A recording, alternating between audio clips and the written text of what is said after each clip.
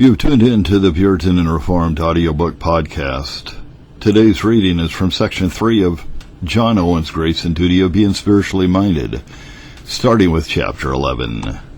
The seat of spiritual mindedness is in the affections, the nature and use of them, the ways and means used by God himself to call the affections of men from the world. In the account given at the entrance of this discourse of what it is to be spiritually minded, it was reduced to three heads. First, the habitual frame, disposition, and inclination of the mind in its affections. Second, the usual exercise of the mind in its thoughts, meditations, and desires about heavenly things. Whereunto thirdly was added the complacency of mind in that relish and savor which it finds in spiritual things so thought and meditated on. The second of these has been spoken to, is that which leads away to the others, and gives the most sensible evidence of the state inquired after. And this consists of stream, which rising in the fountain of our affections runs into a holy rest and complacency of mind. The first and last I shall now handle together, and therein comprehend the account of what it is to be spiritually minded. Spiritual affections, in which the soul adheres to spiritual things, taken in such a savor and relish of them, as wherein it finds rest and satisfaction, is the peculiar spring and substance of our being spiritually minded. This is that which I shall now further explain and confirm. The great contest of heaven and earth is about the affections of the poor worm which we call man. That the world should contend for them is no wonder. It is the best that it can pretend to. All things here below are capable of no higher ambition than to be possessed of the affections of men, and as they lie under the curse, it can do us no greater mischief than by prevailing in this design. But that the holy God should, as it were, engage in the contest and strive for the affections of man is an effect of infinite condescension and grace. This he does expressly. My son, he says, give me thine heart, Proverbs 23:26. It is our affections he asks for, and comparatively nothing else. To be sure, he will accept of nothing from us without them. The most fat and costly sacrifice will not be accepted if it be without a heart. All the ways and methods of the dispensation of his will by his word, all the designs of his effectual grace are suited to and prepared for this end, namely to recover the affections of man to himself. So he expresses himself concerning his word in Deuteronomy 10:12. And now, Israel, what does the Lord your God require of you but to fear the Lord your God, to walk in all his ways, and to love him and to serve the Lord your God with all your heart and with all your soul? As to the word of his grace, he declares it to the same purpose in chapter 30, verse 6. And the Lord your God will circumcise thine heart and the heart of your seed, to love the Lord your God with all your heart and with all your soul. And on the other side, all the artifices of the world, all the paint it puts on its face, all the great promises it makes, and the false appearances and attire it clothes itself with by the help of Satan, have no other end but to draw and keep the affections of men to itself.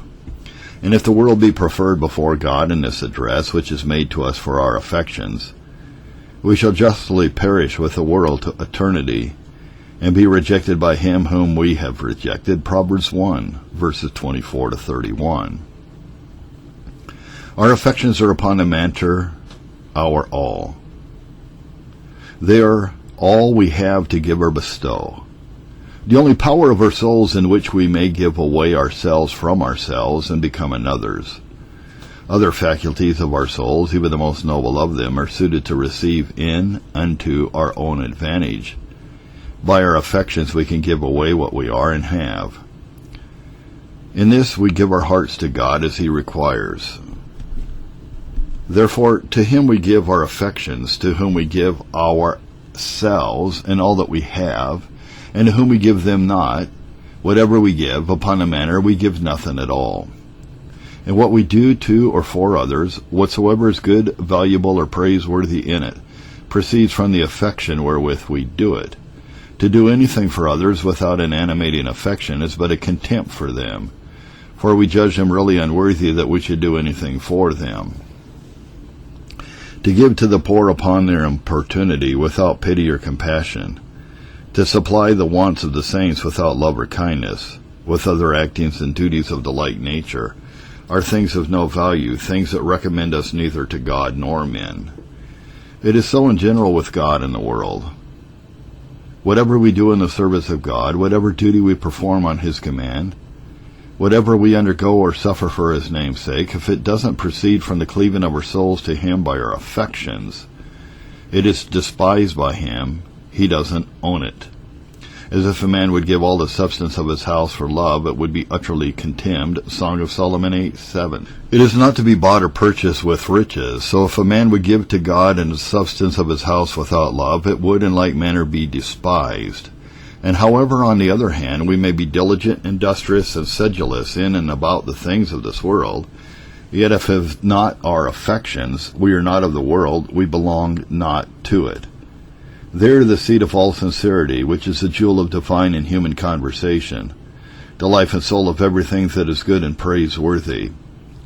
Whatever men pretend, as their affections are, so are they.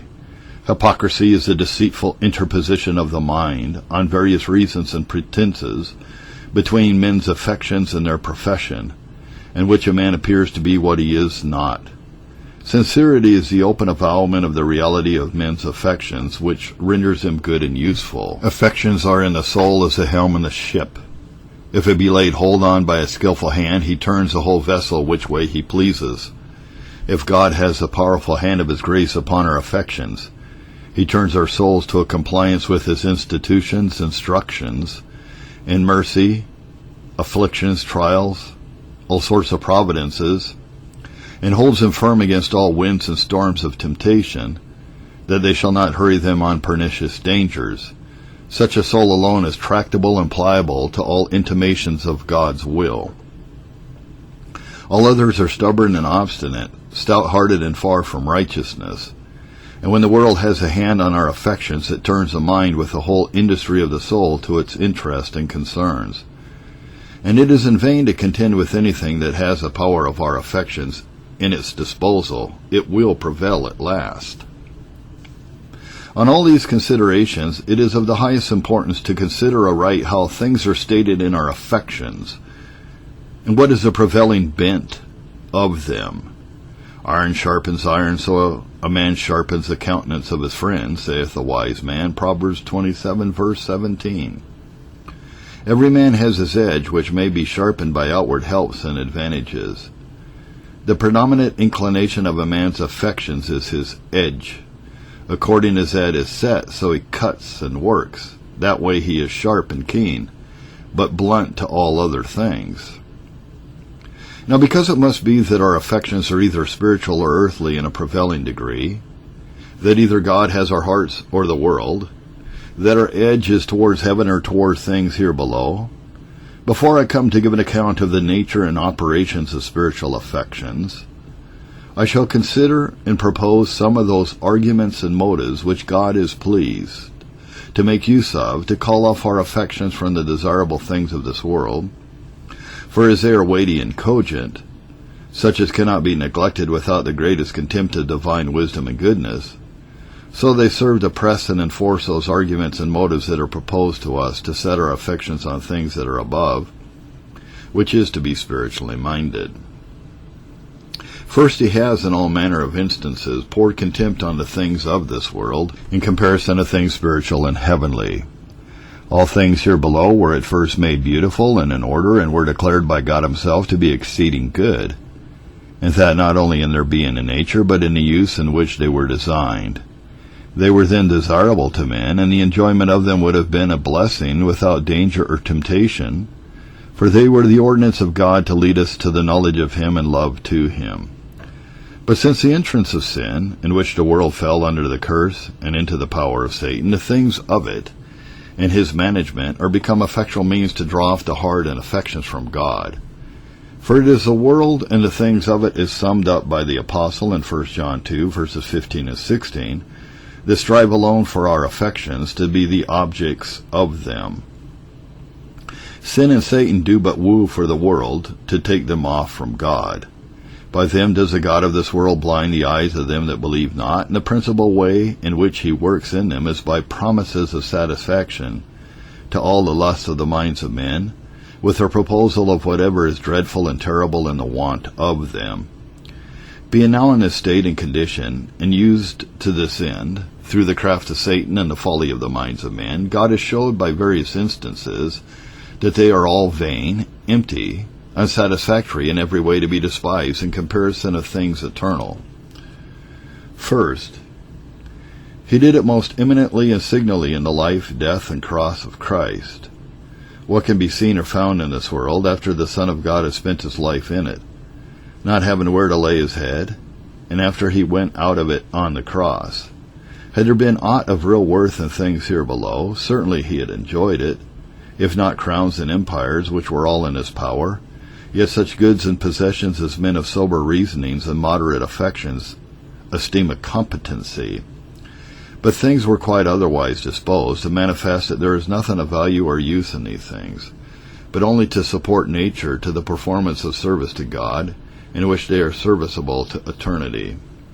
He never attained, he never enjoyed more than daily supplies of bread out of the stores of providence, and which alone he has instructed us to pray for in Matthew 6, verse 11. In his cross, the world proclaimed all its good qualities and all its powers, and has given to them that believe its naked face to view and contemplate. Nor is it now one jot more comely than it was when it had gotten Christ on the cross. Hence is that inference and conclusion of the Apostle in Galatians 6:14. God forbid that I should glory save in the cross of our Lord Jesus Christ, in which the world is crucified to me, and I unto the world. Since I have believed, since I have had a sense of the power and virtue of the cross of Christ, I have done with all things in this world. It is a dead thing to me, nor have I any affection for it. This is that which made the difference between the promises of the old covenant and the new. For they were many of them about temporal things, the good things of this world and this life. Those of the new are mostly of things spiritual and eternal. God would not call off the church wholly from a regard to these things until he had given a sufficient demonstration of their emptiness, vanity, and insufficiency in the cross of Christ. 2 Corinthians 4, verses 16 to 18. Where are you going so fast, my friend? What means this rising so early and going to bed late, eating the bread of carefulness? Why this diligence? Why these contrivances? Why these savings and hoardings of riches and wealth? To what end is all this care and counsel? Alas, saith one, it is to get that which is enough in and of this world for me and my children, to prefer them to raise an estate for them, which, if not so great as others, may yet be a competency, to give them some satisfaction in their lives and some reputation in the world. Fair pretenses, neither shall I ever discourage any from the exercise of industry in their lawful callings. But yet I know that with many this is but a pretense and covering for a shameful engagement of their affections to the world. Therefore in all these things be persuaded sometimes to have an eye to Jesus, the author and finisher of our faith. Behold how he is set before us in the gospel, poor, despised, reproached, persecuted, nailed to the cross, and all by this world. Whatever be your designs and aims, let his cross continually interpose between your affections in this world. If you are believers, your hopes are within a few days to be with him forevermore.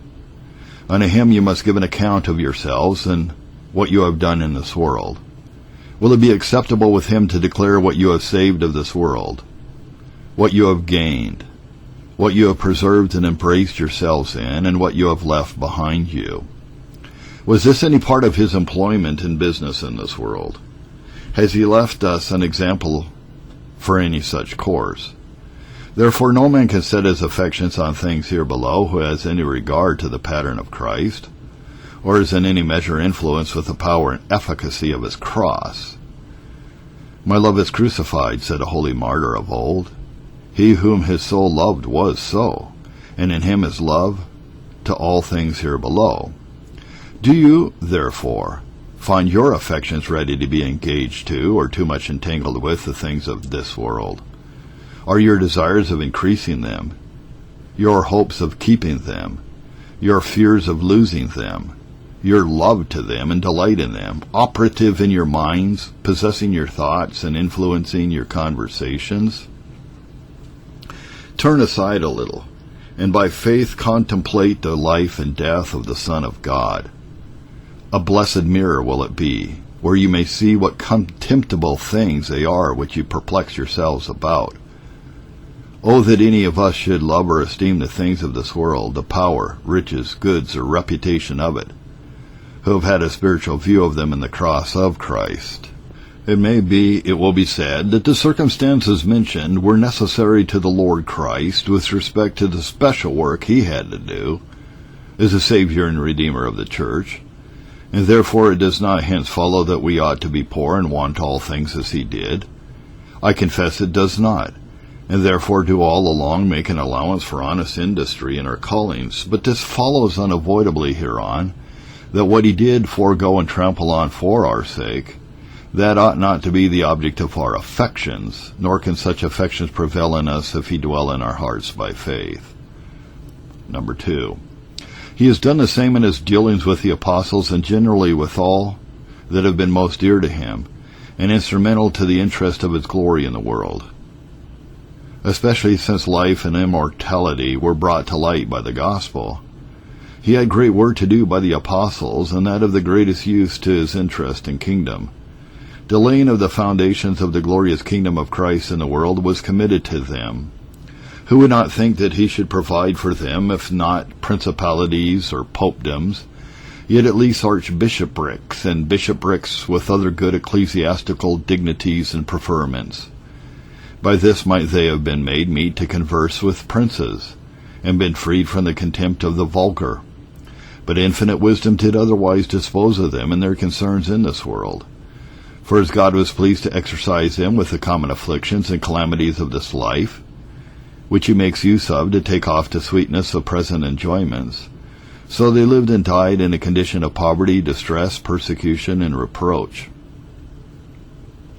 God set them forth as examples to other ends, namely of light, grace, zeal, and holiness in their lives, so as to manifest of how little concernment unto our own blessedness, or an interest in his love is the abundance of all things here below, is also that the want of them all may consist with the highest participation of his love and favor.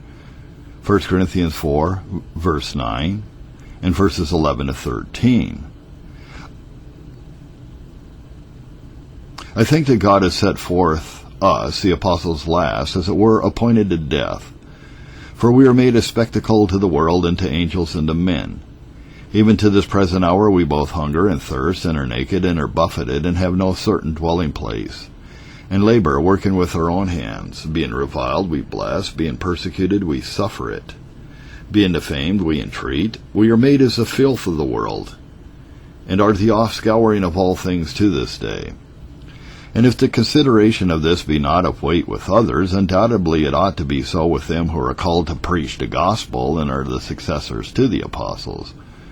There can be nothing more uncouth, absurd, and shameful, nothing more opposite to the intimation of the wisdom and will of God in his dealings with those first and most honorable dispensers of it, than for such persons to seek and follow greedily after secular advantages and worldly power, riches, wealth, and honor.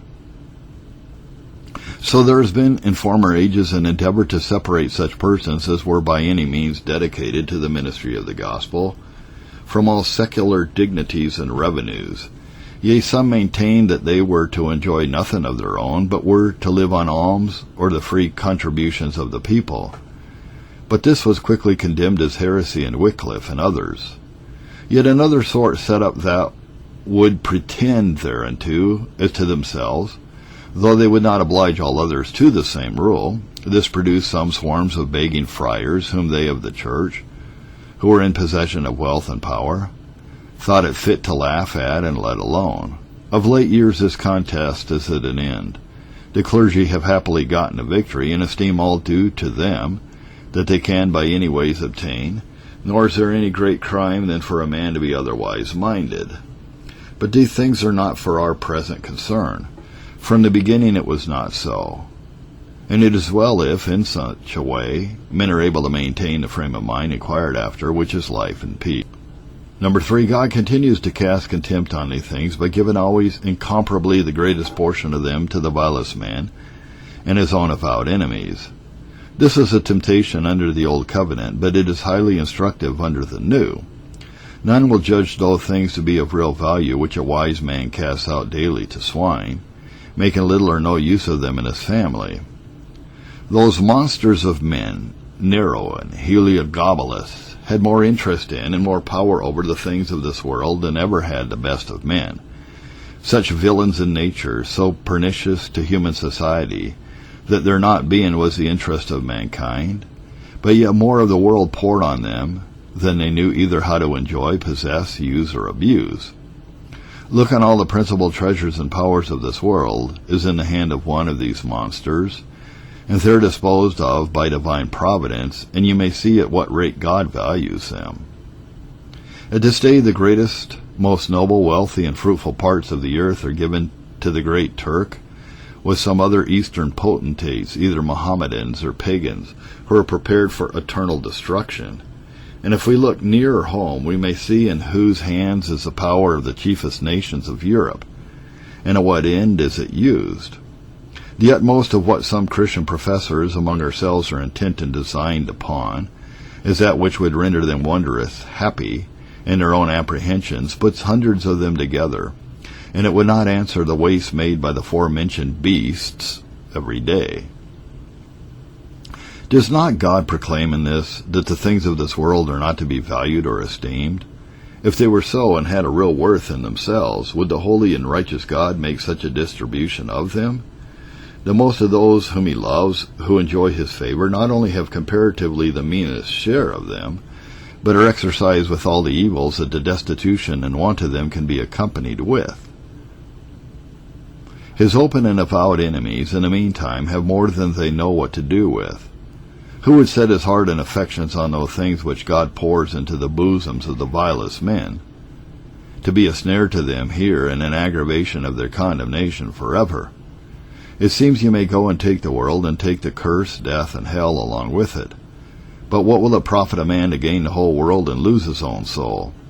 What can any man do on the consideration of this, who will not forego all his hopes and expectations from God, but retreat to the faith of things spiritual and eternal, as containing an excellency in them incomparably above all that he enjoyed here below? Number 4. He continues to give perpetual instances of their uncertainty and unsatisfactoriness, and the utter disappointment of men that have had expectations from them. The ways in which are so various, and the instances so multiplied, is that most men in the world, unless they are like the fool in the gospel, who bade his soul take its ease for many years, because his barns were full, live in perpetual fears and apprehensions that they shall speedily lose whatever they enjoy, or are under the power of stupid security. But as to this consideration of them, there is such an account given by the wise man, as to which nothing can be added, or which no reason or experience is able to contradict. Ecclesiastes 2. By these and the like ways does God cast contempt on all things here below, discovering the folly and falseness of the promises which the world makes use of to allure our affections to itself. This therefore is to be laid as a foundation in all our considerations to what or whom we shall cleave by our affections, that God has not only declared the insufficiency of these things to give us that rest and happiness which we seek after, but also poured contempt upon them in his holy wise disposal of them in the world. Secondly, God has added to their vanity by shortening the lives of men, reducing their continuance in this world to so short and uncertain a season, it is as impossible that they should take any solid satisfaction in what they enjoy here below. So it is expressed by the psalmist, Behold, thou hast made my days as an handbreadth, and mine age is as nothing before thee. So he draws two conclusions. Number 1, that every man at his best state is altogether vanity. Number 2, that every man walks in a vain show. Surely they are disquieted in vain. He heaps up riches and knows not who shall gather them. Psalm 39, 5 and 6. The uncertainty and shortness of the lives of men render all their endeavors and contrivances about earthly things both vain and foolish. When men lived 800 or 900 years, they had opportunity to suck out all the sweetness that was in creature comforts, to make large provisions of them, and to have long projections about them. But when they had so, they all issued in that violence, oppression, and wickedness which brought the flood on the world of ungodly men. And it still so abides. The more of, and the longer men enjoy these things, the more without the sovereign preservative of grace will they abound in sin and provocation of God. But God has reduced the life of man to the small pittance of 70 years, casting what may fall out of a long continuance into travail and sorrow. Besides, that space is shortened with the most, by various and innumerable incidences and occasions. Therefore, in these 70 years, consider how long it is before men begin to have a taste or gust of the things of this life. How many things fall in cross to make us weary of them before the end of our days? How few among us, not one of 1,000, attain that age? What is the uncertainty of all men living as to the continuance of their lives to the next day? And we shall see that the holy, wise God has left no such season for their enjoyment as might put a value upon them. And when, on the other hand, it is remembered that this man who is of such short continuance in this world is yet made for eternity, eternal blessedness or misery, which state depends wholly on his interest on things above and setting his affections on them, they must forfeit all their reason as well as bid defiance to the grace of God, who gives them up to things below. Thirdly, God has openly and fully declared the danger that is in these things as to their enjoyment and use, and what multitudes of souls miscarry by an inordinate adherence to them. For they are the matter of those temptations in which the souls of men are ruined forever, the fuel that supplies the fire of their lusts until they are consumed by it. Men under the power of spiritual convictions fall not into sin, fell not eternally, but by the means of temptation. That is the mire in which this rush doth grow. As for others who live and die in the madness and wildness of nature, without any restraint in their minds from the power of convictions, they need no external temptations, but only opportunities to exert their lusts. But as for those who by any means are convinced of sin, righteousness, and judgment, so as to design the ordering of their lives with respect to the sense they have of them, they don't fall into actual sin, but upon temptations, that whatever it be which causes, occasions, and prevails on a convinced person to sin, that is temptation. Therefore this is the great means of the ruin of the souls of men. Now, though there are many principles of temptation, many causes that actually concur to its efficacy as sin, Satan, and other men, yet the manner of almost all ruinous temptations is taken out of this world and the things of it. From this does Satan take all his darts. From this do evil men derive all the ways and means in which they corrupt others. And from this is all the fuel of sin and lust taken.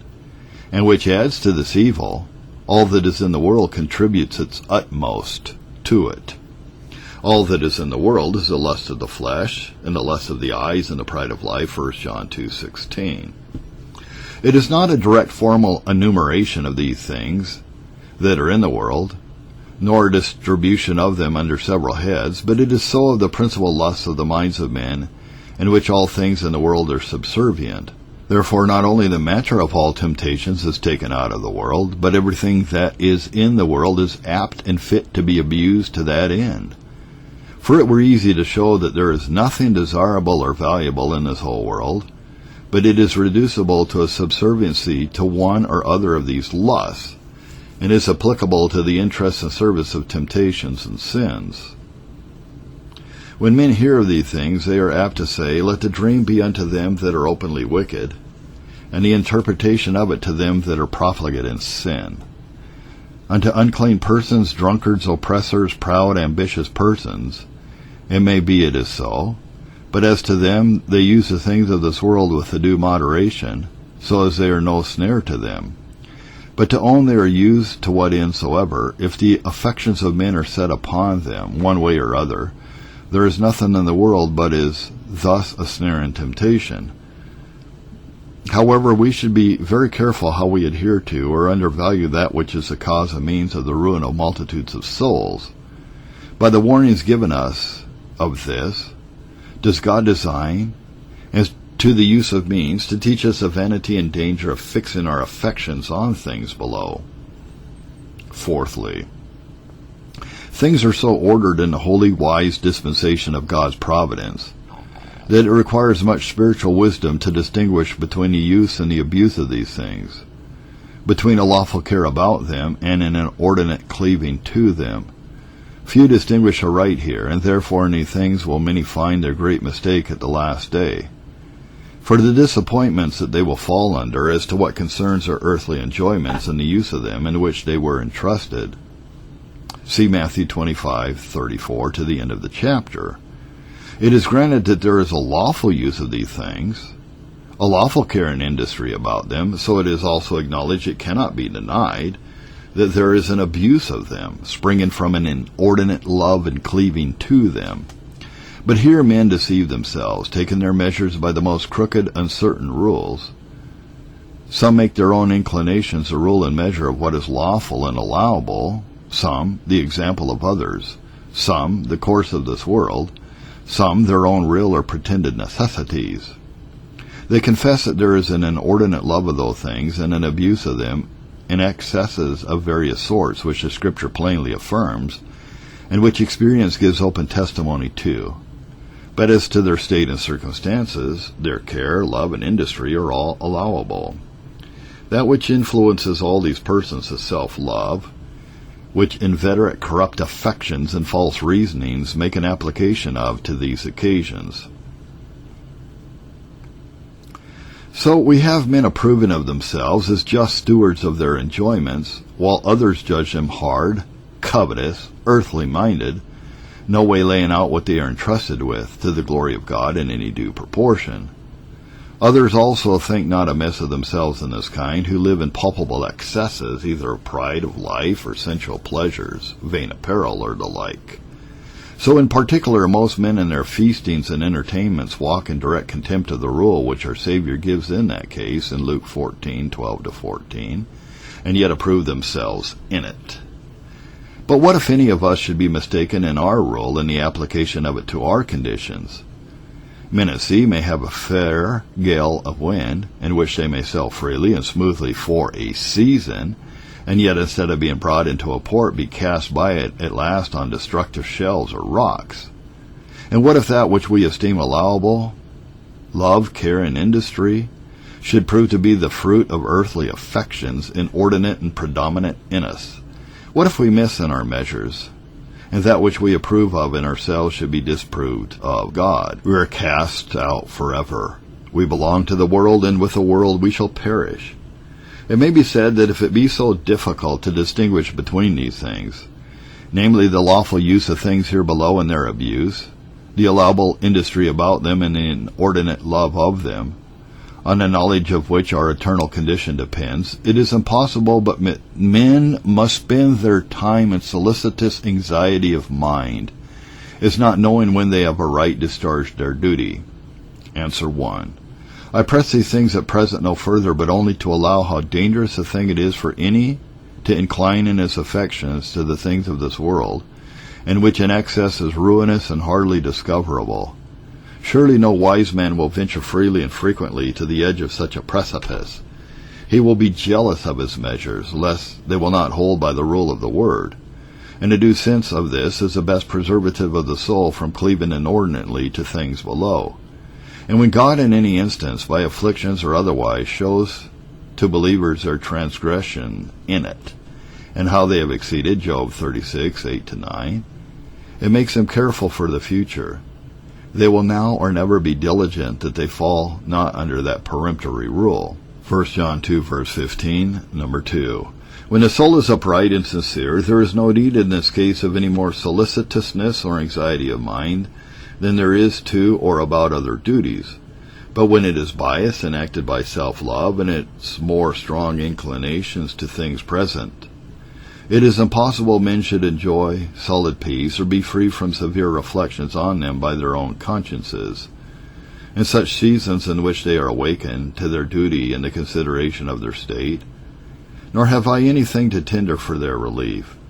With others it is not so, and therefore I shall so far digress in this place, as to give some directions to those who, in sincerity, would be satisfied in the lawful use and enjoyment of earthly things, so as not to adhere to them with inordinate affection. Number 1, remember always that you are not proprietors or absolute possessors of those things, but only stewards of them. With respect to men, you are or may be just proprietors of what you enjoy, but with respect to him who is the great possessor of heaven and earth, you are but stewards. This stewardship we are to give an account of, as we are taught in the parable in Luke 16, verses 1 and 2.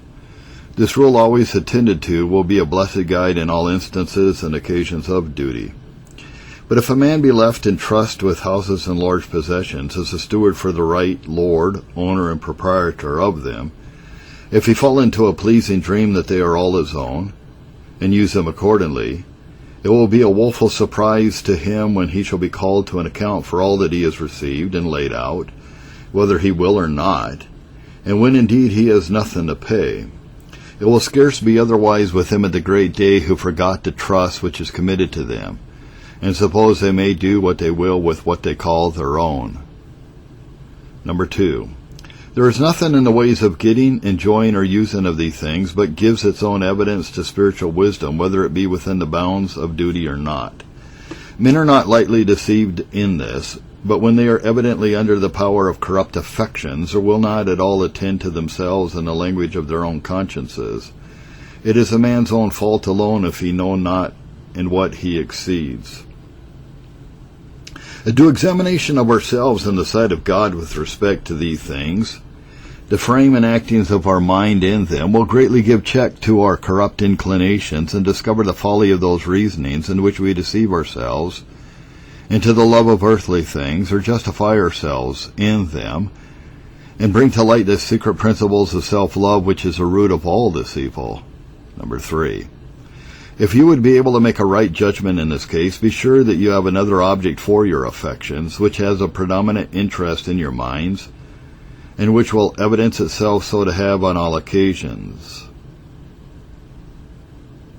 Let a man be never so observant of himself as to all outward duties required of him with respect to these earthly things.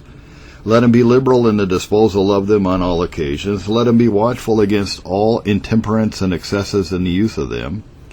Yet if he has not another object for his affections, which has a prevailing influence upon them, if they are not set upon the things that are above one way or other, it is the world that has a possession of his heart. For the affections of our minds will and must be placed in chief on things below or things above.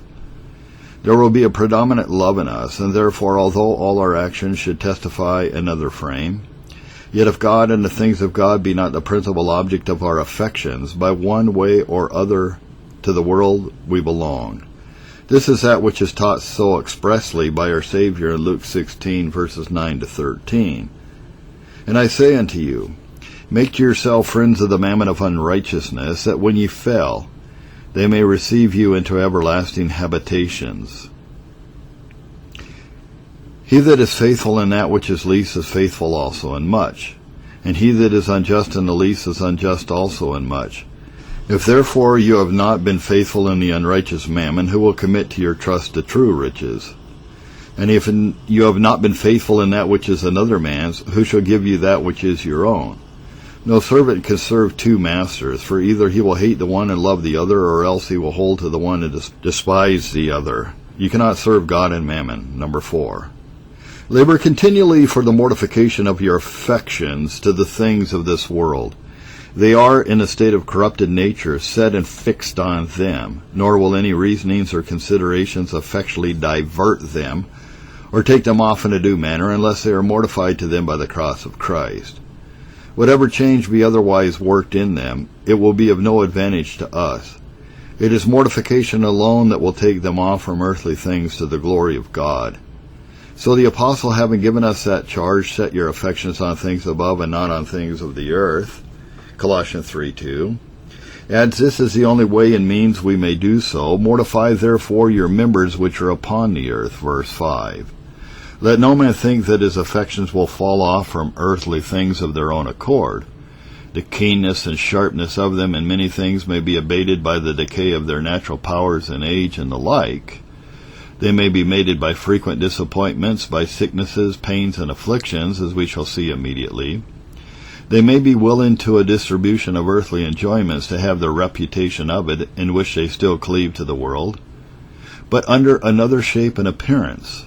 Or they may be startled by convictions so as to do many things gladly that belong to another frame. But on one pretense or other, under one appearance or other, they will forever adhere or cleave to earthly things, unless they are mortified to them through faith in the blood and cross of Christ, Galatians 6:14. Whatever thoughts you may have of yourselves in this manner, unless you have the experience of a work of mortification on your affections, you can have no refreshing ground of assurance that you are in anything spiritually minded. Number 5. In all the instances of duty belonging to your stewardship of earthly things, attend diligently to the rule of the word. Without this, the grace exhorted to may be abused. So of old, under a pretense of a relinquishment of the things of this world, because of the danger in adhering to them, their own superstition and the craft of other men prevailed with many to part with all they had to the service of others, not better, it may be not so good, as themselves. This evil wholly arose from a lack of attendance to the rule of truth, which gives no such direction in ordinary cases. But there is not much seen in these days of an excess in this kind. But on the other hand, in all instances of duties of this nature, most men's minds are habitually influenced with pretenses, reasonings, and considerations that turn the scales as to what they ought to do in proportion in this duty on the side of the world. If you would be safe, you must, in all instances of duty, as in works of charity, piety, and compassion, give authority in and over your souls to the rule of the word. Let neither self, nor unbelief, nor the custom and example of others be heard to speak. But let the rule alone be attended to, and to what that speaks yield obedience. Unless these things are found in us, none of us, no man living, if he be not so with him, can have any refreshing evidence or assurance that he is not under the power of an inordinate, yea, and predominant love to this world. And indeed, to add a little further on the occasion of this digression, it is a sad thing to have this exception made against the state of any man, on just grounds. Yea, but he loves the world. He is sober and industrious. He is constant in duties of religion. It may be an earnest preacher of them, a man of sound principles and blameless as to the excesses of life, but he loves the world. The question is, how does this appear? It may be what you say is but one of those evil surmises which all things are filled with. Therefore I speak it not at all to give countenance to the rash judging of others, which none are more prone to than those who, one way or other, are eminently guilty themselves. But I would have every man judge himself, that we be none of us condemned of the Lord. If notwithstanding the things mentioned, any of us do centre in self, which is supplied and filled with the world, if we prefer self above all other things, do aim at the satisfaction of self in what we do, well or ill, are useless to the only good and blessed end of these earthly things, in supplying the wants of others according to the proportions in which we are entrusted, it is to be feared that the world and the things that are in it have the principal interest in our affections. And the danger is yet greater with them who divert on the other extreme. Such are they who in the pride of life, vanity in apparel, excess in drinking, pampering the flesh every day, tread close on the heels of the world, if they do not also fully keep company with it. Altogether in vain is it for such persons to countenance themselves with an appearance of other graces in them, or the sedulous performance of other duties. This one rule will eternally prevail against them. If any man love the world, the love of the Father is not in him. And by the way, let men take heed how they walk in any instance against the known judgment and practice of the wiser or more experienced sort of Christians, to their regret and sorrow, if not to their offense and scandal. or in any way in which they win the consent of their own light and conscience by such reasonings and considerations as will not hold weight in the balance of the sanctuary. Yet thus and no otherwise is it with all them who under a profession of religion indulge any excesses in which they are conformed to the world. Fifthly, God makes a hedge against the excess of the affections of men rational, in any way enlightened to the things of this world, by allowing the generality of men to carry the use of them, and to be carried by the abuse of them, into acting so filthy, so abominable, so ridiculous, as reason itself cannot but abhor. Men by them transform themselves into beasts and monsters, as might be manifested by all sorts of instances. Hence a wise man prayed against riches, lest he should not be able to manage the temptations in which they are accompanied. Proverbs 30, verses 8 and 9.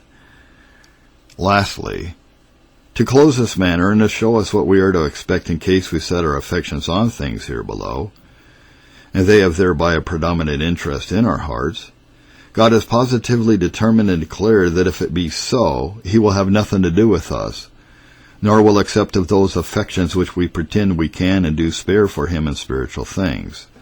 If we abstain from open sins, if we abhor the lewdness and uncleanness of men in the world, if we are constant in religious duties and give ourselves up to walk with the most strict sort in religion, like Paul in his Pharisaism, may we not, will some say or think, find acceptance with God, though our hearts cleave inordinately to the things of this world? I say God has peremptorily determined the contrary, and if other arguments will not prevail with us, he leaves us at last to this: go love the world and the things of it, but know assuredly you do it to the eternal loss of your souls. 1 John 2, verse 15. James 4, verse 4.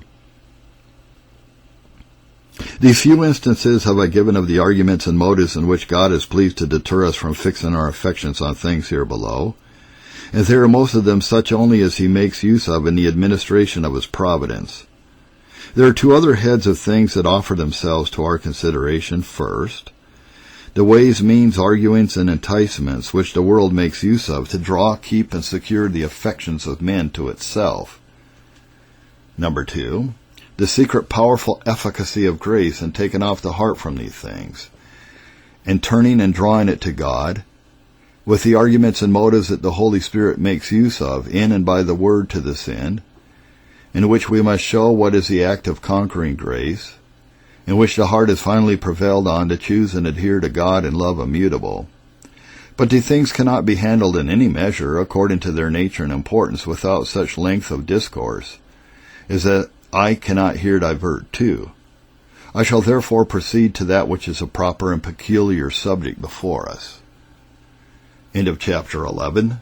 The Grace and Duty of Being Spiritually Minded, John Owen. Chapter 12. What is required in and to our affections that they may be spiritual? A threefold work on the affections described. To declare the interest of our affections in this frame of being spiritually minded, and what they contribute to this, I shall do these three things. First, declare what is required to this, that our affections may be spiritual, in which lies the foundation of the whole duty. Secondly, what are their actings when they are so spiritually? Thirdly, what are the means in which they may be kept and preserved in that frame, with a number of other things of the like nature. How our affections are concerned in or do belong to the frame of mind inquired after has been before declared. Without spiritual affections we cannot be spiritually minded, and that they may be of this use, three things are required. First, their principle. Secondly, their object. Thirdly, the way and manner of their application to their proper object by virtue of that principle.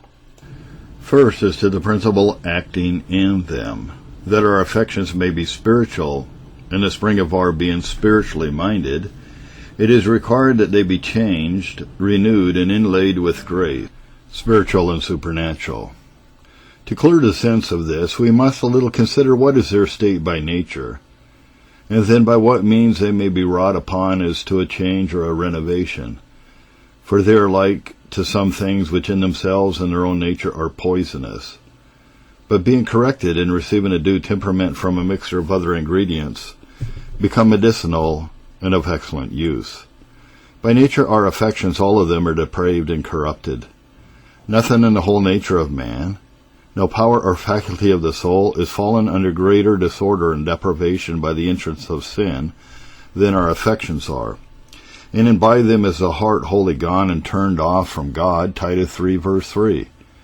It were a long work to set forth this depravation of our affections, nor does it belong to our present design. Some few things I shall briefly observe concerning it, to make way to what is proposed concerning their change. Number 1. This is the only corruption and depravation of our nature by the fall evident in and to reason or delight of nature itself. Those who were wise among the heathen both saw it and complained of it. They found a weakness in the mind, but saw nothing of its darkness and depravation as to things spiritual. But they were sensible enough of this disorder and tumult of the affections and things moral, which renders the minds of men like the troubled sea, whose waters cast up mire and dirt. This greatly aggravates the neglect of them who are not sensible of it in themselves, seeing it is discernible in the light of nature. Number 2, they are as depraved, deceit, and subject of all lusts, both of the flesh and of the spirit. Yea, lust or evil concupiscence is nothing but the irregular motion and acting of our affections is depraved, defiled, corrupted, Romans 7 verse 8. Hence no one's sin can be mortified without a change wrought in the affections. Number 3, they are the spring, root, and cause of all actual sin in the world. Matthew 15 verse 19. The evil heart in the Scripture is the corrupt affections of it, with the imaginations of the mind in which they are excited and acted, Genesis 6 verse 5. These are they which at this time fill the whole world with wickedness, darkness, confusion, and terror. And we may learn what is their force and efficacy from these effects. So the nature of the plague is most evident when we see thousands dying of it every week. Number 4. They are the way and means in which the soul applies itself to all sinful objects and actings. So are they called our members, our earthly members, because as a body applies itself to its operations by its members, so does the soul apply itself to what belongs to it by its affections, Romans 6:13, Colossians 3:5. Number 5. They will not be under the conduct of the mind, its lighter convictions. Rebellion against the light of the mind is the very form in which their corruption acts itself, Job 24 verse 13. Let the apprehensions of the mind and its notions of good and evil be what they will, they reject them and lead the soul in pursuit of their inclinations. So no natural man whatsoever does in any measure answer the light of his mind or the convictions of his understanding, but he sees and approves of better things, following those that are worse. And there is no greater spiritual judgment than for men to be given up to themselves and their own evil affections, Romans 1:26. Many other instances might be given of the greatness of that depravation which our affections are fallen under by sin. These may suffice to our present purpose. In general, this depravation of our affections by nature may be reduced to 2 heads. Number 1, an utter aversion from God and all spiritual things. In this lies the spring of all that dislike of God and his ways that the hearts of men are filled with. Yea, they do not only produce an aversion from them and dislike of them, but they fill the mind with an enmity against them. Therefore men say in their hearts to God, Depart from us, for we desire not the knowledge of thy ways. What is the Almighty that we should serve him? And what profit should we have if we pray to him? Job 21 verses 14 and 15. Romans 1 verse 28, and Romans 8 verse 7. Number 2, an inordinate cleaving to things vain, earthly, and sensual, causing the soul to engage into the pursuit of them as a horse rushes into the battle. While our affections are in this state and condition, we are far enough from being spiritually minded, nor is it possible to engage them into an adherence to or delight in spiritual things. In this state they may be 2 ways wrought upon, and yet not so renewed as to be serviceable to the sin. Number 1. There may be various temporary impressions made on them. Sometimes there is so by the preaching of the word. Hereon men may hear it with joy and do many things gladly. Sometimes it is so by judgments, dangers, sicknesses, apprehensions of the approach of death. Psalm 128, verses 35 to 37. These things take men off for a season from their greedy delight in earthly things, and a pursuit of the interest of lust and making provision for the flesh. On many other occasions, by great variety of causes, there may be temporary impressions made on the affections, that shall seem for a season to have turned the stream of them. And thereon we have many who any day will be wholly, as it were, for God, resolved to forsake sin and all the pleasures of it, but the next return unto all their former excesses. For this is the effect of those impressions, that whereas men ordinarily are predominantly acted by love, desire, and delight, which leads them to act according to the true natural principles of the soul, now they are for a season acted by fear and dread, which put a kind of force on all their inclinations. Hereon they have other thoughts of good and evil, of things eternal and temporal, of God and their own duty for a season. And hereon some of them may and do persuade themselves that there is a change in their hearts and affections, which there is not. Like a man who persuades himself that he has lost his egg because his present fit is over. The next trial of temptation carries him away again to the world and sin. There are sometimes sudden impressions made on spiritual affections which are always of great advantage to the soul, renewing its engagements to God and duty. So was it with Jacob in Genesis 28:16-20. So is it often with believers in hearing the word and on other occasions. On all of them they renew their clearings to God with love and delight. But the effect of these impressions on unrenewed affections are neither spiritual nor durable. Yea, for the most part they are but checks given in the providence of God to the raging of their lusts. Psalm 9:20. Number 2. They are liable to an habitual change. This the experience of all ages gives testimony to. There may be an habitual change wrought in the passions and affections of the mind, as to the inordinate and violent pursuit of their inclinations, without any gracious renovation of them.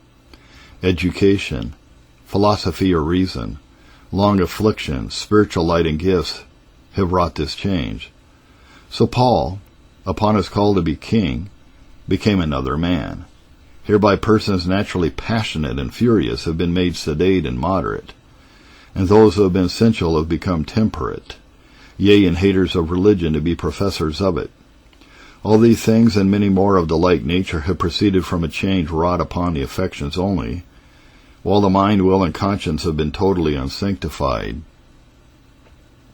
By this change, when it is alone, no man ever became spiritually minded.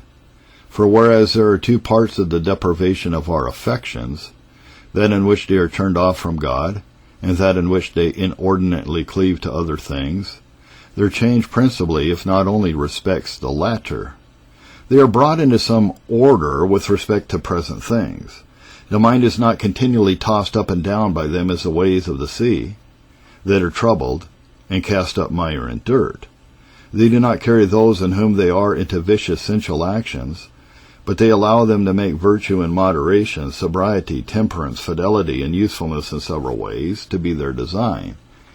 And it is admirable to think what degrees of eminency in all sorts of moral virtues, upon this one principle of moderating the affections, even many among the heathens attain to. But as to their aversion from God and spiritual things, and the true spiritual notion of them, they are not cured by this change. At least this change may be, and yet this latter not be wrought. Again, this alteration does but turn the course or stream of men's affections. It does not change the nature of them. They are the same in their spring and fountain as ever they were, only they are habituated to another course than what of themselves they are inclined to. You may take a young whelp of the most fierce and savage creature, as of a tiger or a wolf, and by custom or usage make it as tame and harmless as any domestic creature, a dog or the like. But although it may be turned into quite another way or course of acting than what it was of itself inclined to, yet its nature is not changed, and therefore frequently, on occasion, opportunity or provocation, it will fall into its own savage inclination, and having tasted of the blood of creatures, it will never be reclaimed. So is it with the depraved affections of men with respect to their change. Their streams are churned, they are habituated to a new course, but their nature is not altered, at least not from rational to spiritual, from earthly to heavenly. Yet this is that which was most beautiful and desirable in nature, the glory of it and the utmost of its attainments. He who has by any means proceeded to such a moderation of his affections as to render him kind, benign, patient, useful, preferring public good before private, ordinate and temperate in all things, will rise up in judgment against those who, professing themselves to be under the conduct of the light of grace, do yet by being morose, angry, selfish, worldly, manifest that their affections are not subdued by the power of that grace. Therefore, that we may be spiritually minded, there is yet another work upon our affections required, which is their internal renovation, in which not only the course of their actings is changed, but their nature is altered and spiritually renewed. I intend that which is expressed in that great evangelical promise in Isaiah 11, verses 6 to 9. The wolf shall dwell with the lamb, and the leopard shall lie down with the kid, and the calf and the young lion and the fatling together, and a little child shall lead them. And the cow and the bear shall feed, their young ones shall lie down together, and the lion shall eat straw like the ox. And the sucking child shall play on the hole of the asp, and the weaned child shall put his hand on a cockatrice den. They shall not hurt nor destroy in all my holy mountain. A change and alteration is promised in the natures, principles, and first inclinations of the worst and most savage sinners, who pass under the power of gospel grace. This is that which is required of us in a way of duty, Ephesians 4, verse 23. Be ye renewed in the spirit of your mind. There is a renovation of the mind itself by the communication of spiritual saving light and understanding thereunto, in which I have treated elsewhere at large. But the spirit of the mind, that in which it is enlivened, led, and disposed to its actings, that is to be renewed also. The spirit of the mind, in this context, is opposed to the old man, which is corrupt according to the deceitful lusts, or depraved affections, Ephesians 4:22. These, therefore, are that spirit of the mind which inclines, bends, and leads it to act suitably to its inclinations, which is to be renewed. And when our affections are inclined by the saving grace of the Holy Spirit, then are they renewed and not else. No other change will give them a spiritual renovation. By this those things which are only natural affections in themselves, and them that believe become fruits of the Spirit, Galatians 5, verse 22 and 23. The fruit of the Spirit is love, joy, peace, and so on. They continue the same as they were in their essence, substance, and natural powers, but are changed in their properties, qualities, inclinations, whenever a new nature is given to them. So the waters at Marah were the same water still before and after their cure. But of themselves and in their own nature they were bitter, so as that the people could not drink them. On the casting of a tree into them they were made sweet and useful, Exodus 15:25. So was it with the waters of Jericho, which were cured by casting salt into them, 2 Kings 2, verses 19 to 22. Our affections continue the same as they were in their nature and essence, but they are so cured by grace as that their properties, qualities, and inclinations are all cleaned and renewed. The tree or salt that is cast into these waters, in which the cure is wrought, is the love of God above all, proceeding from faith in Him by Christ Jesus. This is the end of chapter 12 of The Grace and Duty of Being Spiritually Minded by John Owen.